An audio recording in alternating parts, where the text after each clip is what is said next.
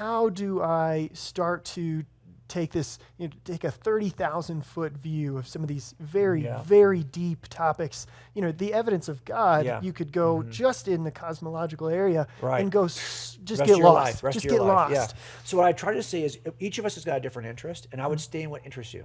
Don't try to be a master of, or just have a foot in every single. Now, like if someone asks you a question and it's outside your area of interest, you say, I'm going to get back. That's not my area of interest, but I know there are good answers out there. Let me get back to you on that. But I will specialize in my area of interest. When I first started doing this, I was most interested, because that pastor had said this about Jesus, I was most interested in the evidence from morality.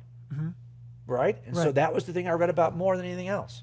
So if you were going to ask me a question about God's existence, likely I would have come at it from the moral argument. Yeah, sure. So the axiological, I would have done something in that realm, because that's the stuff I was reading. Yeah. And I probably was better able, and I didn't have a background in the sciences, so I knew that if I was going to do anything in cosmology, it was going to be a bigger learning curve.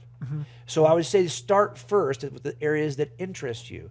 If my son is a anesthesiologist, if he's going to come at this, he's probably going to come at it from the issue of DNA and kind of biochemistry, that kind of thing, because that's really where his interests are. Where his time is already being been invested, right? Yeah. So he's already got expertise in that area. That's probably how he's going to. If you asked him off the top of his head, give me an evidence, it might be different than when you would ask me. But what I don't expect is for all of us to be able to give you all 20 of these in a robust way that's even, because we're not going to have those kinds of interests. They know a little bit about this and a little bit about that. Just master one thing, but get really good at one thing. And then what's going to happen is a friend's going to say, okay, that's fine, but what about this?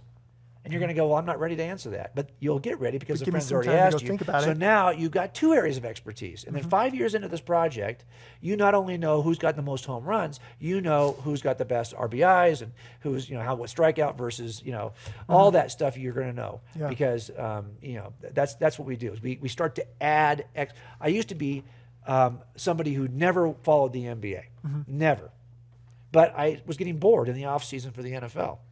So I added an interest. Little bits at a time. Well, the same thing happens here. You may not think, well, that's just kind of technical, that issue. How do I master information theory to know that I can communicate issues related to DNA? I get it.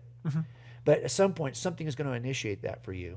And when it does, allow yourself to chase it. But that means reallocating the 2 hours a week you used to spend doing stupid, and now spend it on something significant. That's more valuable and giving you a fruitful answer. Significant, right? It is. Yeah. Now, I get it that at some point, I love to be able to talk about the stupid stuff, because it's the stuff we're all interested in. And so it gives you a way to kind of initiate conversations, but you got to keep it in balance, right? Yeah.